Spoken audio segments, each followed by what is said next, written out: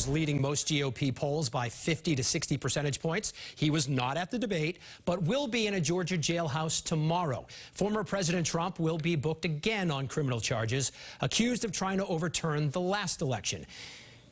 Ken MacLeod is here with us now, and Ken, it doesn't seem to be hurting him in the polls so far.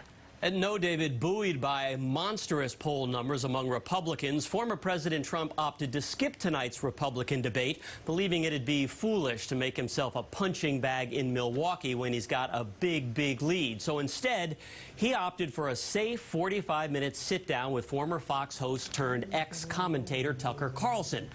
It was actually recorded a few days ago and ran tonight on the social media platform formerly known as Twitter. There was the usual name-calling, with Trump referring to one opponent as a savage lunatic and another as weak and pathetic.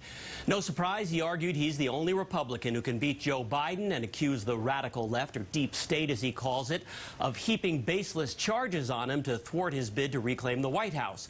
But with that in mind, 64% of Americans recently polled by the Associated Press say they would definitely not support Trump, or are unlikely to, if he becomes the GOP nominee. Now, if you thought Trump might back off a bit tonight on his stolen election claim, well, think again. But the election was rigged. It was a rigged election. And with COVID, they used COVID to cheat in a lot of different things, and we have so much on it. It's like so easy. But we had judges that didn't want to look. We had people didn't want to get involved. They could, he's a conspiracy theorist if you say anything about the election.